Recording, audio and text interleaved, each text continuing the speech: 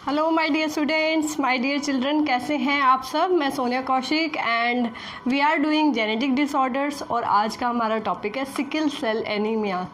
Sickle cell anaemia students, आपने anaemia के बारे में सुना होगा। एनीमिया जिसको हिंदी में खून की कमी भी कहा जाता है and that is specifically associated with haemoglobin. Alright, क्योंकि हीमोग्लोबिन पिगमेंट जो हमारी बॉडी में है that is made up of haemo plus globin, यानी कि आयरन और प्रोटीन से बना हुआ जो पिगमेंट है that gives red colour to our blood and that also carries a very important gas, that is oxygen, and also helps in transport of carbon dioxide. So somewhere hemoglobin is very important constituent of our blood, you can say, that imparts red color to our blood and that is also important to carry oxygen in our blood. All right, तो anaemia कहीं ना कहीं haemoglobin से related है। Alright student, जब haemoglobin की मात्रा blood में कम हो जाती है then the patient is called anaemic. लेकिन आज का हमारा टॉपिक है student sickle cell anaemia. Sickle cell का मतलब होता है crescent moon shape, half moon shape. ठीक है, सिकल का मतलब क्या होता है? Sickle means half moon shape या फिर क्रीसेंट मून शेप। कैसी होती है? कुछ इस तरह की। ठीक है, हाफ मून आप सभी ने देखा है, कुछ इस तरह की शेप होगी। जनरली आरबीसी की शेप कैसी होती है students? RBC red blood cell की शेप कैसी होती है? सर्कुलर होती है एंड आरबीसी के सरफेस पे हीमोग्लोबिन हीमोग्लोबिन स्टूडेंट्स देखिए, that is made up of haemo means iron, globin means protein. ठीक है, आयरन और प्रोटीन से बना हुआ ये पिगमेंट है एंड कहाँ प्रेजेंट है? Present on the surface of RBC. RBC के सरफेस पे प्रेजेंट है। क्या काम है? Gives red colour to blood. और जनरली अगर हम बात करें, इसको HB बोलते हैं शॉर्ट फॉर्म में। अगर ये ऑक्सीजन के साथ कंबाइन करता है HbO2 बनाता है स्टूडेंट्स। ठीक है, अगर ये कार्बन डाइऑक्साइड के साथ कंबाइन करता है तो HbCO2। ठीक है, तो इसको हम बोलते हैं ऑक्सी हीमोग्लोबिन।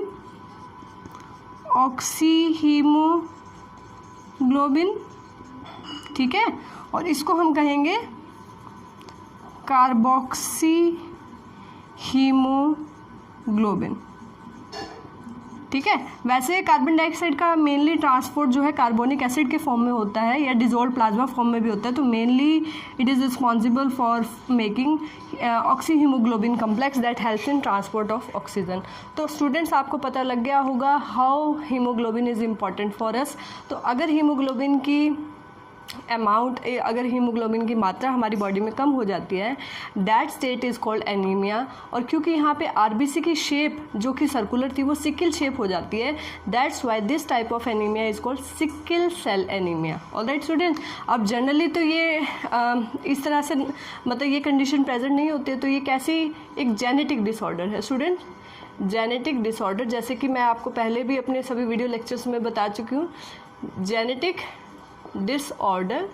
ठीक है, genetic disorder that is transmitted from parents to offspring, that is transmitted from one generation to another. और किस तरह का जेनेटिक डिसऑर्डर है? Very important student, autosomal recessive. ठीक है, इससे पहले हमने कलर ब्लाइंडनेस किया, ऑटोसोमल रिसेसिव डिसऑर्डर है। We have done colour blindness जिसमें basic colour red green blue उनका जो है विजिबिलिटी नहीं होती है या डिफ्रेंशिएशन नहीं कर पाते कलर्स में। फिर हमने किया haemophilia that is royal disease या ब्लीडर डिजीज़, वो है एक्स लिंक्ड डिसऑर्डर। आज हम जो टॉपिक कर रहे हैं student, this is very important, note it down, autosomal recessive disorder. ठीक है, आपको दोबारा रिमाइंड करवा दें कि हमारी बॉडी में 46 क्रोमोसोम है, जिसमें से हमारे हर सेल के अंदर 46 क्रोमोसोम है, जिसमें से 44 ऑटोसोम्स होते हैं स्टूडेंट्स एंड 2 क्रोमोसोम क्या होते हैं? Sex chromosome. ठीक है, सेक्स क्रोमोसोम्स। एंड हमने किया है मेल के अंदर XY रहता है सेक्स क्रोमोसोम, और फीमेल्स के अंदर क्या होता है स्टूडेंट्स, XX। ठीक है, हम ये सब कर चुके हैं।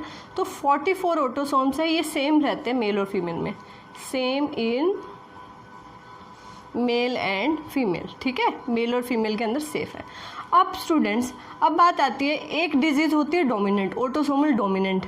ठीक है, डोमिनेंट डिजीज़ वो होती है student that can express itself whether it is present in homogeneous form and whether it is present in heterogeneous form. यानी कि अगर एक जीन के 2 एलील होते हैं, तो अगर सिंगल एलील भी अगर उधर प्रेजेंट है डिजीज़ कंडीशन में, तो उस कंडीशन को हम क्या कहेंगे कि disease will occur in next progeny. लेकिन ऑटोसोमल रिसेसिव के केस में डिसऑर्डर तभी होगा व्हेन द बोथ पेरेंट्स यानी कि मदर एंड फादर दोनों कैरीज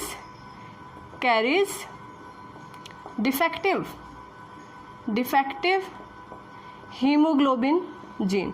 जब डिफेक्टिव हीमोग्लोबिन जीन होगा, मदर और फादर दोनों में होगा, देन चांसेस आर देयर कि नेक्स्ट प्रोजेनी के अंदर यानी कि उनके जो ऑफस्प्रिंग होंगे that may have sickle cell anaemia.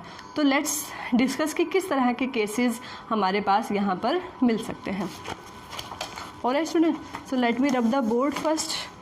तो किस तरह के केसेस यहाँ पर मिल सकते हैं, देखिए। जनरली स्टूडेंट्स HB का अमाउंट अगर हम बात करें तो HB का अमाउंट मेल और फीमेल्स में थोड़ा सा डिफरेंस है। फीमेल्स के अंदर 10 to 12 जो है इसकी नॉर्मल रेंज कही जाती है। That can donate blood also, जिनके अंदर नॉर्मल रेंज है HB का। और अगर हम मेल्स में बात करें students, so it is more than females. तो ये इसका जो रेंज रहेगा HB का हीमोग्लोबिन का, that is from 12 to 14, 15 and even in infants it may be present in 16। Alright, 16 तक भी HB हो सकता है। ठीक है, तो हम बात करते हैं स्टूडेंट्स किस तरह की कंडीशन जो है यहाँ पर मिल सकती है। जनरली अगर ये तो है students HbA, this is normal condition.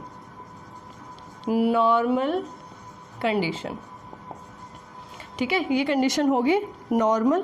यहाँ पे इस कंडीशन को क्या कहेंगे, दोनों हीमोग्लोबिन के एलील जो है सेम है, होमोजीनियस। ठीक है, होमोजीनियस। एक कंडीशन ये रह सकती है, यहाँ पर कोई प्रॉब्लम नहीं है, RBC का शेप बिल्कुल सर्कुलर होगा। सेकंड हम बात करते हैं स्टूडेंट्स, एक हीमोग्लोबिन यहाँ पर अफेक्टेड है, हम बात कर सकते हैं, हाँ जी, HbA एक नॉर्मल है और एक में सिकल सेल एनीमिया है। तो ये कंडीशन पहले तो आप देख लीजिए, हेट्रोजीनियस कंडीशन हम इसको कहेंगे माय डियर स्टूडेंट्स। ठीक है, और ये कैरियर होगा। ठीक है, क्योंकि मैंने आपको बताया है ये कैरियर होगा, क्योंकि ऑटोसोमल रिसेसिव डिसऑर्डर है, तो दोनों ही एलील जो मदर फादर से आए, मान लीजिए एक मदर से आए एक फादर, तो दोनों ही कैसे होने चाहिए, सिकल, दोनों ही अफेक्टेड होने चाहिए। तो थर्ड केस में हम बात करेंगे अगर दोनों ही हीमोग्लोबिन के जो एलील है वो दोनों ही अफेक्टेड है। ठीक है स्टूडेंट्स, ये कंडीशन कैसी कंडीशन होगी, डिजीज्ड कंडीशन। ठीक है, डिजीज कंडीशन ये रहेगी। ठीक है,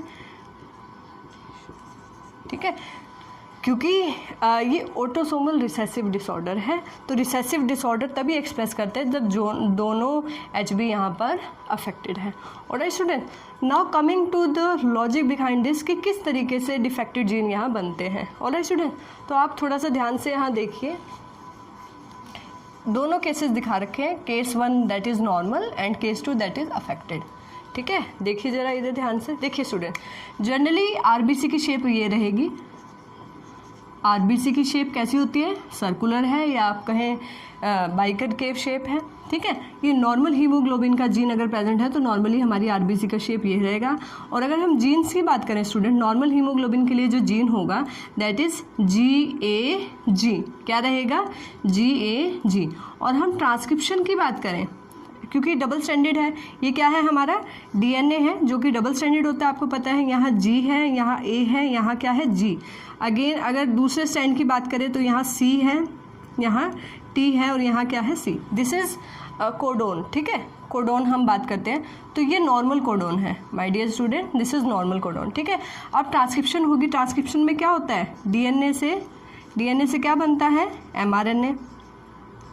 डीएनए से एमआरएनए बनता है स्टूडेंट्स, और एमआरएनए कैसा होता है? सिंगल स्ट्रैंडेड, ठीक है, ये डबल स्ट्रैंडेड था डीएनए, एमआरएनए कैसा होता है? Single stranded. तो देखिए क्या बनेगा?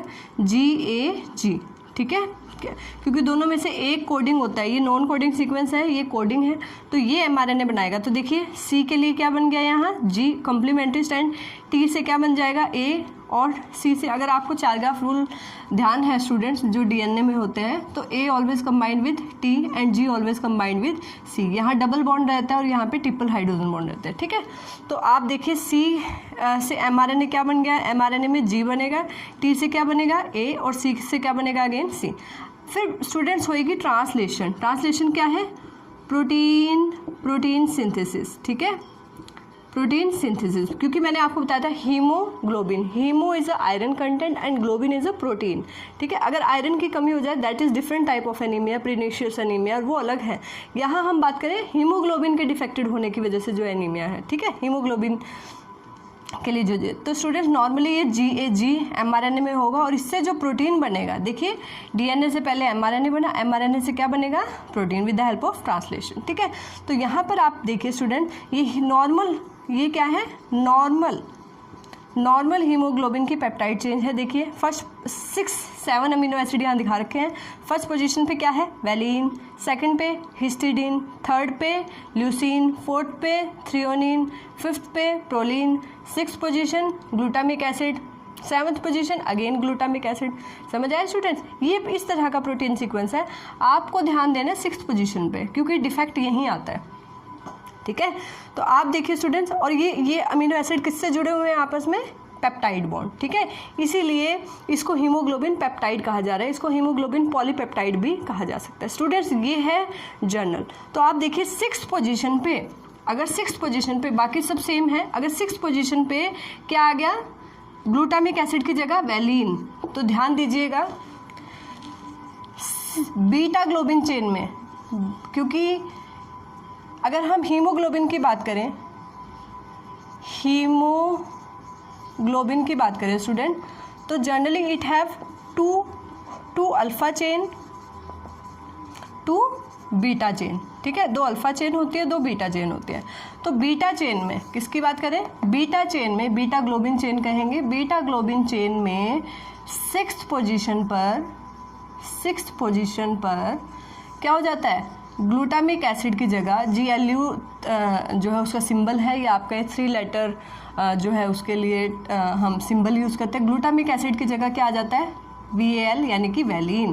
ग्लूटामिक एसिड की जगह सिक्स पोजीशन पे क्या आ गया? यहाँ नोट कीजिएगा स्टूडेंट्स, वैलिन।